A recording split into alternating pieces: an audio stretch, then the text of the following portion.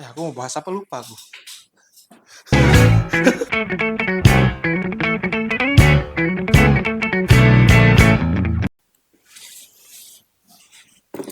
Oke. Ya, selamat siang semuanya. Assalamualaikum warahmatullahi wabarakatuh. Kembali lagi bersama owner kesayangan kalian yang tidak lupa yang berada di sini terus.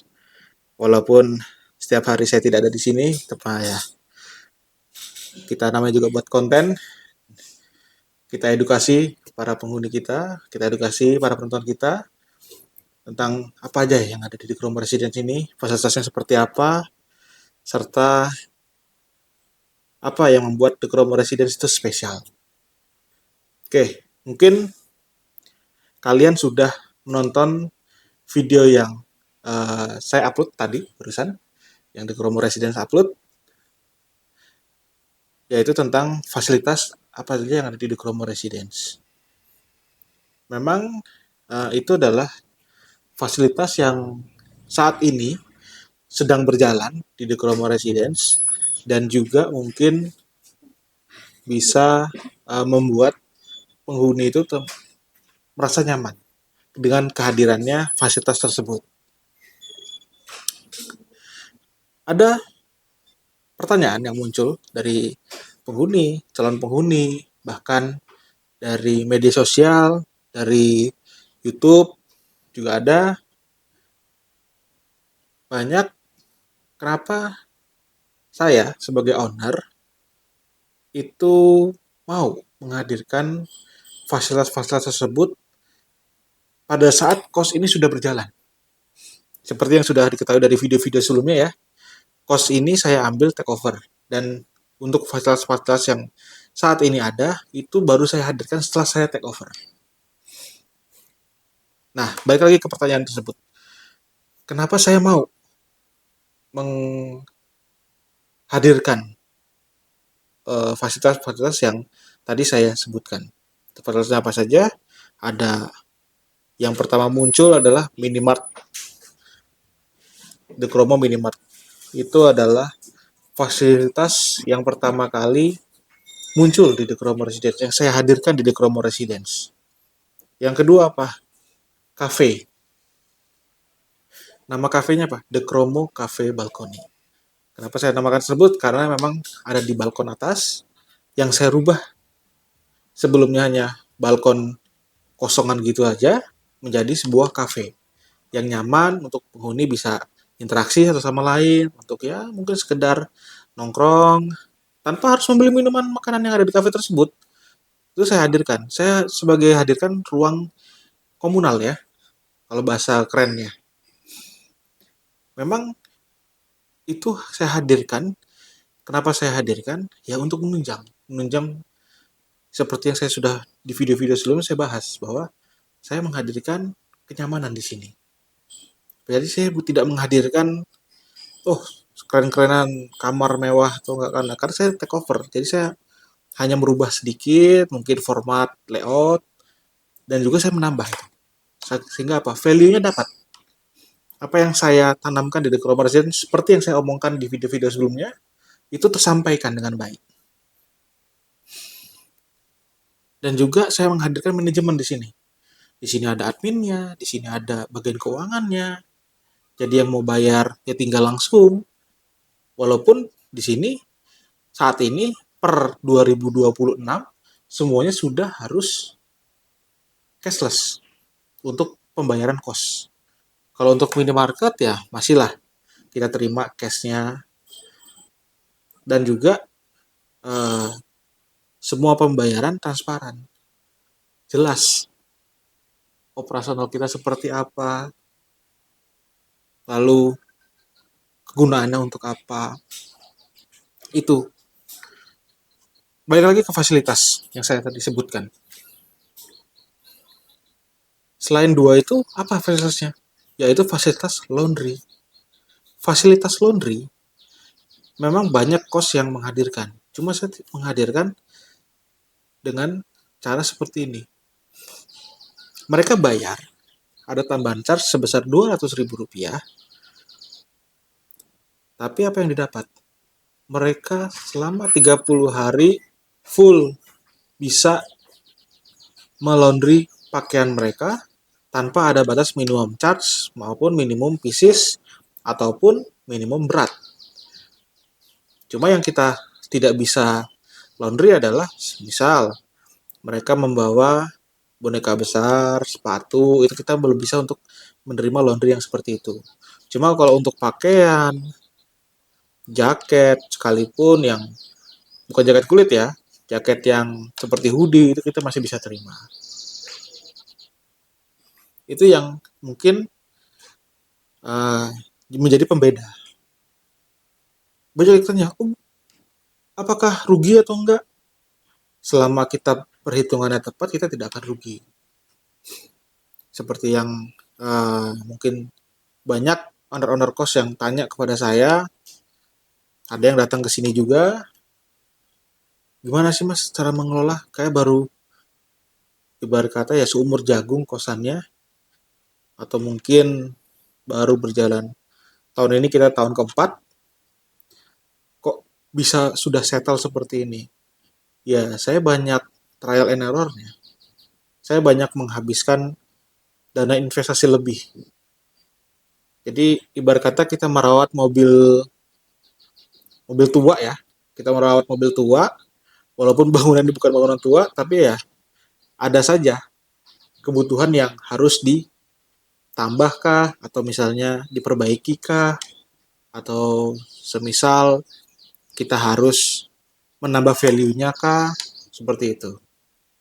Jadi memang tidak banyak di sini yang saya rubah, tampilan ya saya rubah sedikit-sedikit, layout saya rubah sedikit-sedikit, walaupun ada banyak yang saya rubah di bagian kamar tertentu, itu hanya sebatas untuk menambah value.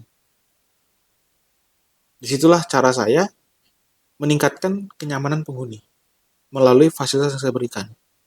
Di dalam kamar ada apa saja yang mungkin sudah diketahui ya, ada fasilitas yang namanya cleaning room, di mana semua penghuni mendapatkan 4 kali gratis cleaning room. Bukan 4 kali gratis ya, memang jatahnya 4 kali. Jatahnya 4 kali, di mana di situ juga ada di dalam kamar sudah kami sediakan bed cover dengan spray, sarung bantal guling, semuanya. Jadi dalam 4 kali ini ya mereka bisa berhak untuk meminta kita, mas minta tolong diganti, atau Amin minta tolong diganti. Ya selama memenuhi syarat kuota ini ya kami akan ganti. Kalau misalnya dalam 1 bulan ini ternyata sudah lebih, ya maka kita akan bilang, kak ini sudah lebih, nanti mohon tunggu di bulan berikutnya.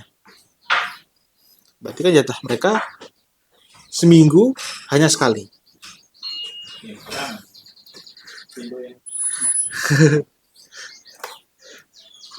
Ya itu, seminggu cuma sekali mereka bisa mendapat jatah pergantian spray dan bed cover tersebut. Lalu apalagi yang ada di kamar yang bisa mereka ini, yaitu kosan kita The Chroma Residence adalah pet friendly. Walaupun di dalam kamar tipe tertentu mereka harus membayar charge lebih. Charge-nya itu buat apa? Charge-nya itu adalah buat untuk saat kita melakukan pembersihan kamar di kamar tersebut yang membawa hewan peliharaan, maka treatmentnya akan berbeda. Waktu yang digunakan untuk pembersihan kamar akan lebih lama, dan kita harus memvakum, salah satunya adalah memvakum bersih kasur-kasur dan area-area yang mungkin terpencil, seperti misalnya di balik itu pasti kan ada bulu-bulu yang berterbangan atau misalnya luput dari sapuan. Lalu kita menambahkan bukan spray, pewangi ruangan yang memang dikhususkan untuk anti bau hewan. Nah, di situ yang saya hadirkan. Mereka bisa membawa hewan, tapi dengan tambahan charge. Kak, semisalnya hewannya saya taruh di luar, ya itu bukan tanggung jawab kami kalau misalnya kenapa-kenapa ya. hewan peliharaannya, karena itu sudah di luar dari tanggung jawab kami, karena hewan peliharaan ya sebisa mungkin dipelihara sendiri.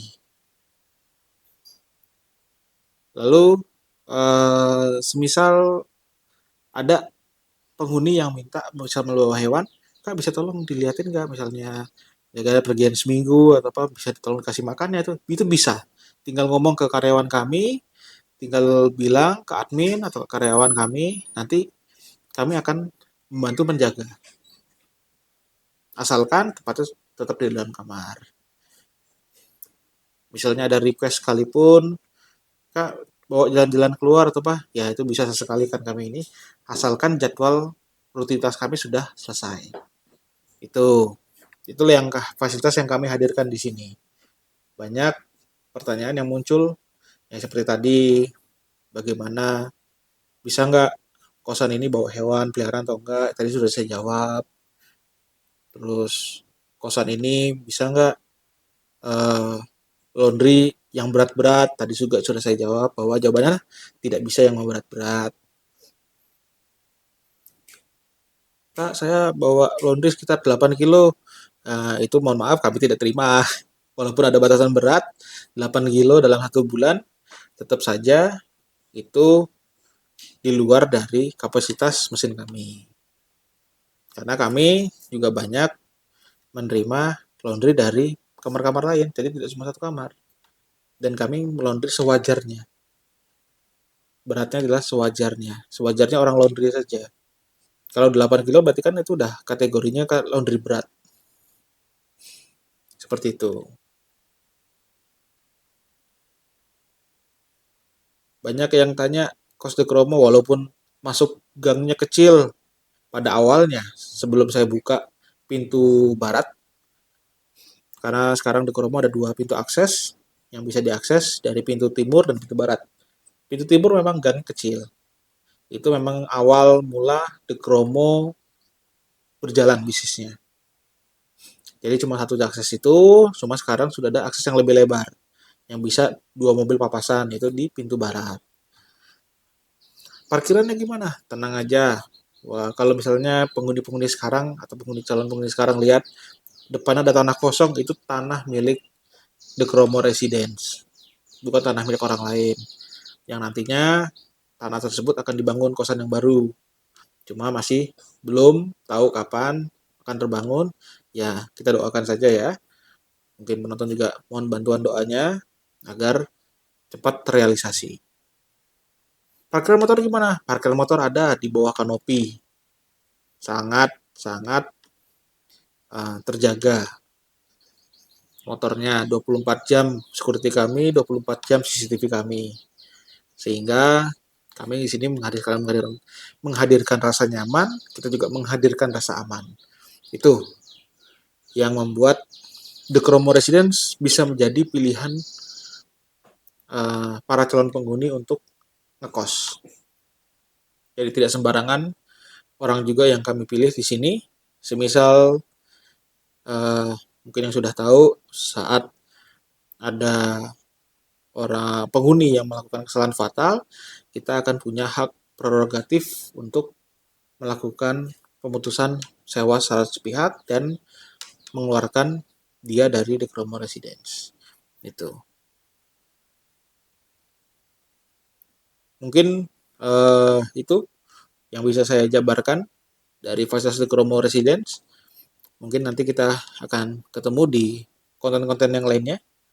Jangan lupa follow semua media sosial The Kromo Residence, ada di Instagram, TikTok, Facebook, dan juga YouTube channel. Di like, komen, dan subscribe ya. Sampai ketemu di konten yang berikutnya. Salam The Kromo Residence.